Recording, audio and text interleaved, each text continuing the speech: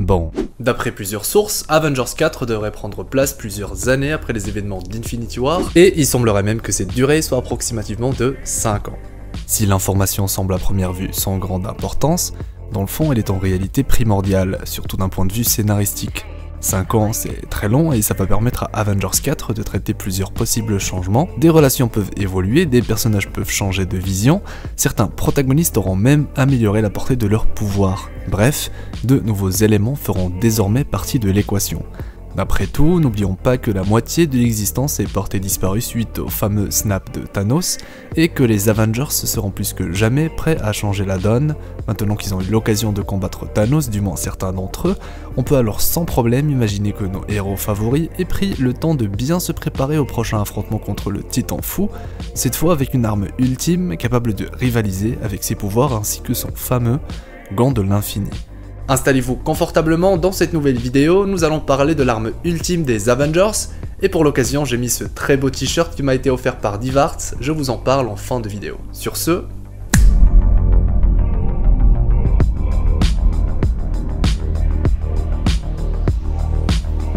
Avant de parler en profondeur d'une éventuelle arme ultime pour Avengers 4, il est important de bien définir la puissance et les spécificités des armes qu'on a déjà vues en action dans Infinity War.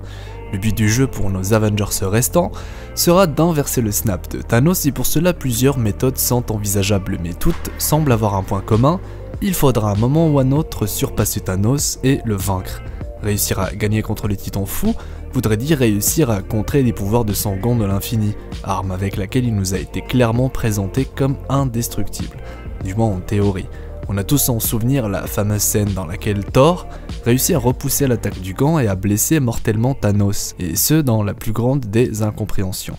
Une scène qui encore aujourd'hui fait partie des plus grandes énigmes du film, même si vous l'aurez compris, nous allons tenter aujourd'hui de résoudre ce mystère. Premier point très important, il faut bien faire la différence entre le gant de l'infini et les 6 singularités. Les pierres d'infinité ont beau avoir une puissance qui, comme leur nom indique, est infinie, le gant quant à lui est très loin d'avoir les mêmes propriétés ou les attributs que les pierres d'infinité. On a souvent tendance à l'oublier, mais le gant de l'infini est une création asgardienne, une arme capable de résister à la puissance des 6 singularités et surtout elle permet à son porteur d'utiliser simultanément leur pouvoir. Hors sa liaison avec les pierres, le gant ne possède aucun autre pouvoir spécifique, et j'insiste sur le terme résister, car comme on le voit tout au long du MCU, tout contact direct avec les pierres d'infinité peut avoir de sérieuses répercussions, que ce soit sur des formes de vie ou des créations. Même des êtres à la puissance quasi divine semblent tous utiliser des objets magiques pour contenir le pouvoir des pierres, et ne les utilisent qu'à travers certains artefacts. Rares sont les personnes à pouvoir toucher directement les 6 singularités, et même Thanos, qui d'après ce qu'on a vu le peut, décide tout de même d'utiliser un objet unique qui lui permet de toutes les utiliser en simultané. En résumé, le gant est capable de puiser dans le pouvoir des gemmes, mais surtout d'y résister. D'ailleurs le gant est certes capable de supporter le pouvoir des pierres, mais seulement à un certain niveau, à un certain degré. Une fois que Thanos décide d'utiliser le plein potentiel des gemmes, le gant s'en retrouve déformé, même si Thanos est tout de même capable de l'utiliser pour fuir le combat. En gros, il y a une limite à ce que le gant est capable de faire. Mais du coup, comment est-il possible qu'un objet comme le gant de l'infini puisse résister au pouvoir des 6 singularités sans être détruit? Eh bien, je pense que le secret réside dans 2 éléments essentiels. Le premier, dans le savoir-faire des nains de Nidavellir, qui, rappelons-le, est une forge millénaire sous la protection d'Asgard. Le deuxième, le plus important, dans le métal utilisé pour la forge du gant. C'est dans Avengers 3 qu'on découvre l'existence du Uru, le métal avec lequel Stormbreaker a été forgé, un matériau aux propriétés magiques présenté comme divin, réservé uniquement aux rois asgardiens. Nul besoin de vous préciser alors que le gant de l'infini est fait à base de Uru, et entre nous je soupçonne même que ce fameux matériau est derrière tous les artefacts capables de résister et utiliser les gemmes de l'infini. Peut-être même que c'est le seul matériau capable de le faire, d'où sa qualification divine. Bon, je pense que certains parmi vous commencent à voir où je veux en venir. Si Stormbreaker arrive à contrer l'attaque de Thanos, à repousser les pouvoirs des gemmes, c'est grâce au métal avec laquelle elle a été forgée. Rappelons tout de même que Odin a réussi à conquérir 9 royaumes, Il serait alors logique qu'il ait possédé une arme capable de contrer la puissance des gemmes de l'infini, une arme créée à partir d'un matériau noble d'Asgard, le Uru.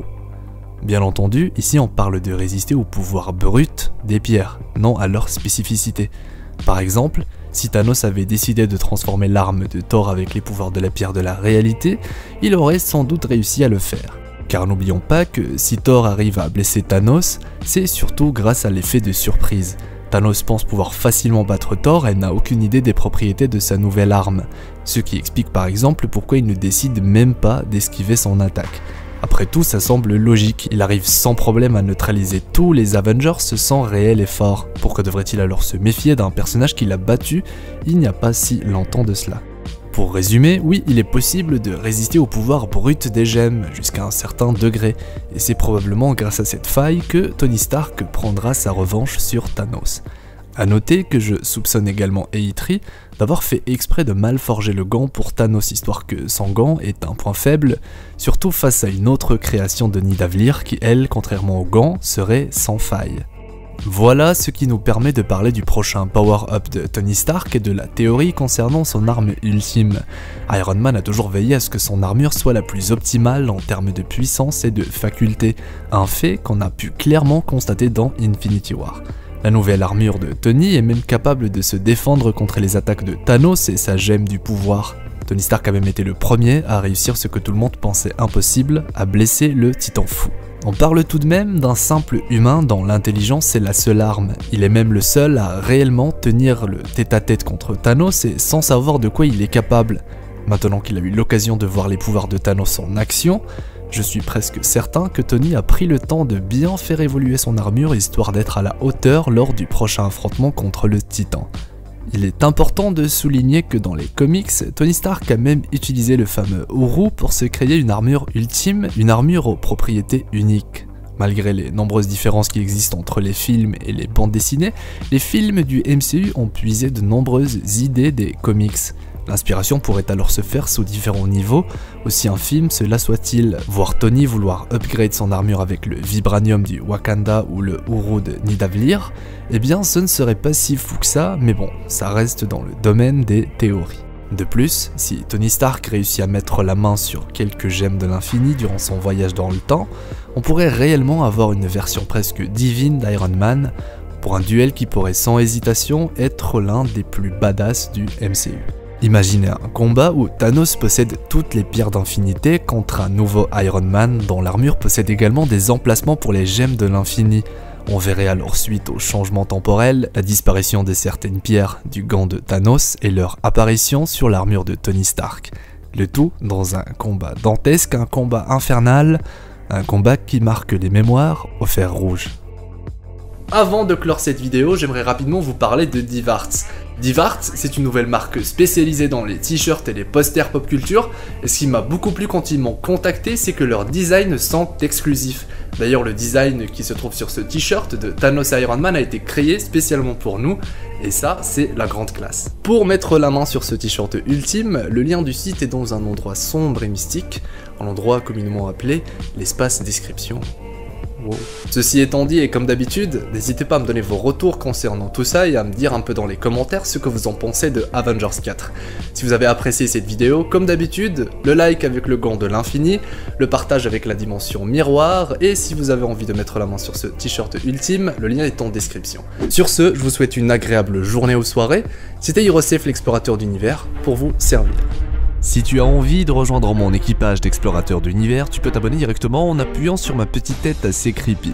C'est gratuit hein, et ça fonctionne également avec un smartphone ou une tablette. Vous avez envie de soutenir financièrement la chaîne, c'est désormais possible. Et si vous êtes sur Twitter, eh ben je sais pas ce que vous attendez pour me follow.